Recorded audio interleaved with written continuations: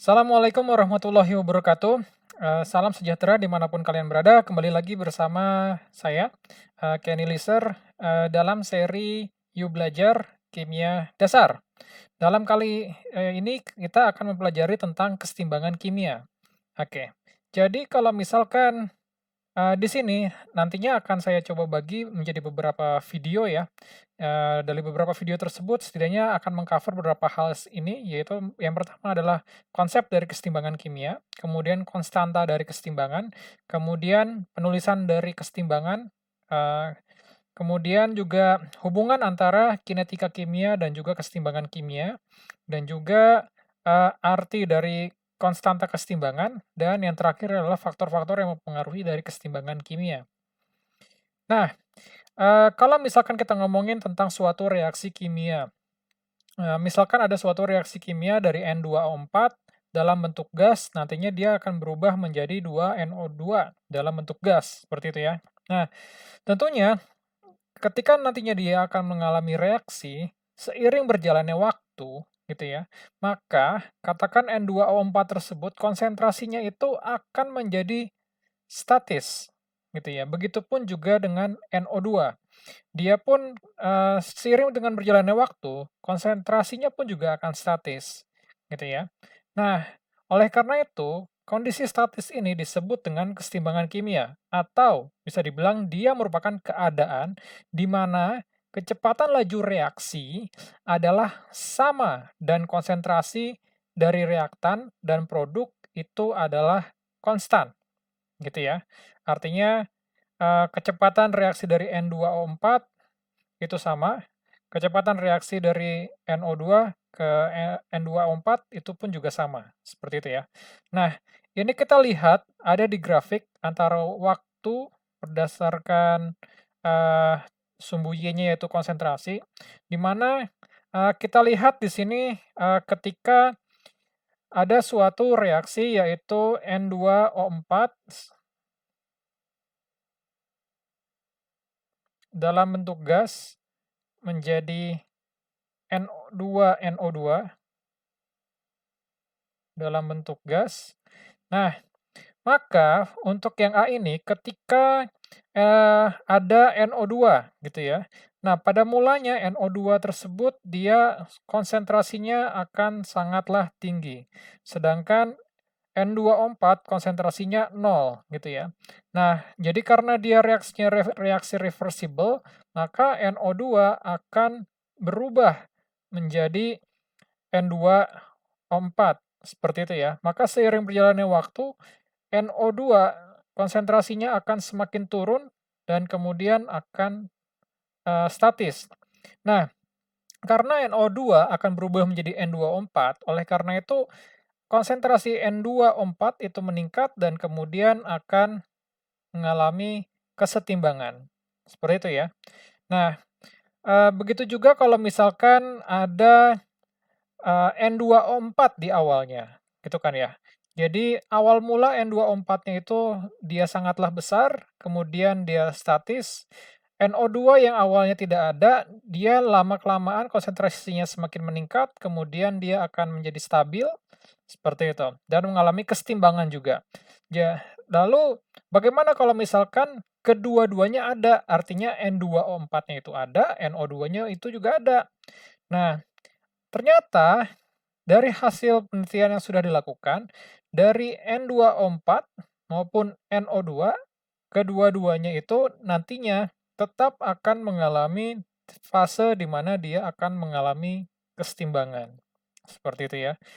Nah, kesetimbangan ini hanya bisa terjadi di, eee, larutan maupun itu di gas, gitu ya. Kenapa di larutan maupun di gas? Karena di sana ada terjadi campuran antara satu sama yang lain.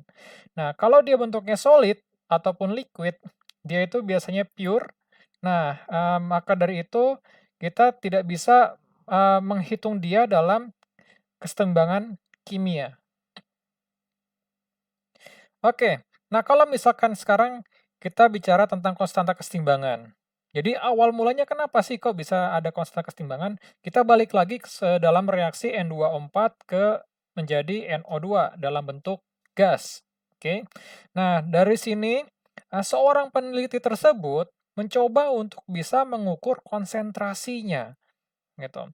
Jadi, konsentrasi dari NO2 dan juga konsentrasi dari si N2O4, gitu kan ya. Pertama-tama ketika NO2-nya itu 0, N2O4-nya 0,67. Ketika NO2-nya itu semakin berkurang, 0,05, N2O4-nya itu 0,446. Terus dia mencoba untuk bisa, eee, merekam berapa konsentrasi yang didapatkan dari masing-masing baik itu NO2 maupun N2O4 gitu ya. Nah, seperti yang sudah, dilakukan sebelumnya, ternyata dari reaksi tersebut akan mencapai suatu titik kesetimbangan. Nah, di dalam titik kesetimbangan ini didapatkan ya, jadi, konsentrasi NO2-nya 0,0547, konsentrasi N2O4-nya 0,643, gitu kan ya. Konsentrasi NO2-nya 0,0457, konsentrasi N2O4-nya 0,448. Terus dan dia dari masing-masing ini dia coba untuk bisa mencari konsentrasinya dari titik kesetimbangan, seperti itu kan ya. Nah, kemudian dia mencoba mencari relasinya terhadap rasio dari konsentrasi pada titik kesetimbangan. Dia mencoba mencari dengan membagi antara konsentrasi produk, yaitu NO2, dibagi dengan konsentrasi dari reaktan, yaitu N2O4. Nah, untuk yang pertama itu didapatkan 0,081, yang kedua didapatkan 0,102, yang ketiga itu didapatkan 0,967. Artinya, kalau misalkan pembagiannya itu dengan koefisien pangkat 1 NO2-nya, maka bisa dibilang dibagi dengan N2O4, dia seperti tidak berhubungan konstan secara rasio. Nah, namun apabila kita mencoba mempangkatkan dengan koefisien yang berupa mol dari konsentrasi dari si NO2 tersebut dibagi dengan N2O4, maka didapatkan sebuah kesamaan, baik itu misalkan dari perbedaan untuk awal mulanya konsentrasi NO2 maupun N2O4 semuanya memiliki kesamaan, yaitu sebesar 4,65 dikali 10 pangkat minus 3 rata-ratanya, seperti itu ya. Jadi kira-kira seperti itu. Ada mungkin yang berbeda sedikit, ada 4,60, 4,66, 4,65, jadi kira-kira masihlah mirip lah 4,6 kali 10 pangkat minus 3. Seperti itu ya. Nah, oleh karena itu kita bisa simpulkan adanya law mass of action. Jadi untuk sebuah reaksi yang reversible dalam kondisi kesetimbangan pada temperatur konstan, nah rasio dari reaktan dan produk dari konsentrasi mempunyai suatu nilai konstan, yaitu nilai K besar, ya, atau yang disebut dengan konstanta kesetimbangan. Nah, sebagai relasinya di sini, maka konstanta kesetimbangan yaitu K besar, itu sama dengan NO2 kuadrat dibagi dengan N2O4 konsentrasinya, ya kan? Jadi sama dengan 4,63 kali 10 pangkat minus 3, seperti itu.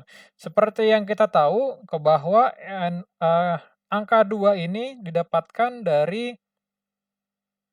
mol yang ada di dalam penyetaraan reaksi antara N2O4 menjadi 2NO2, seperti itu ya. Oleh karena itu kita bisa menuliskan suatu hubungan di mana ketika ada suatu reaksi A ditambah B menjadi C ditambah D dengan mol A mol A adalah A, mol B adalah B, mol C adalah C, mol D adalah D, maka ketetapan kesetimbangannya adalah sama dengan konsentrasi C dipangkatkan dengan C dikali dengan konsentrasi D dipangkatkan dengan D dibagi konsentrasi A dipangkatkan dengan mol A dikali dengan konsentrasi B dikali dengan dipangkatkan dengan mol A. Nah, jadi nilai kesetimbangan ini ada artinya. Kalau misalkan kesetimbangannya itu, konstanta kesetimbangan itu lebih dari 1, maka produk lebih banyak terbentuk. Oke, artinya kalau misalkan dalam kasus N2O4, menjadi 2NO2, maka NO2-nya itu akan lebih banyak terbentuk. Kalau misalkan konstanta kesetimbangannya kurang dari 1, artinya reaktan lebih banyak. Kalau misalkan, konstanta kesetimbangannya itu sama dengan 1, artinya jumlah dari produk dan juga reaktan itu sama, oke. Nah, kesetimbangan ini dapat dilakukan dengan pendekatan dari arah apapun, oke. Kemudian kesetimbangan ini tidak tergantung jumlah awal dari reaktan maupun produk gitu ya. Seperti yang kita lihat di sini, misalkan di awalnya itu N2O4 yang paling banyak sedangkan NO2-nya itu 0 dan yang di sini NO2-nya yang ada, kemudian, N2O4-nya itu 0, ketetapan kesetimbangannya atau konstanta kesetimbangannya itu adalah sama. Dan konstanta kesetimbangan ini tergantung dengan suhu, oke, seperti itu. Oke, ini merupakan review awal, tentang konstanta kesetimbangan. Selanjutnya kita akan membahas lebih lanjut, apa itu konstanta kesetimbangan dan juga bagaimana, aplikasi dari konstanta kesetimbangan dan juga faktor-faktornya. Baik, terima kasih banyak semuanya, assalamualaikum warahmatullahi wabarakatuh, sampai jumpa di video selanjutnya. Salam.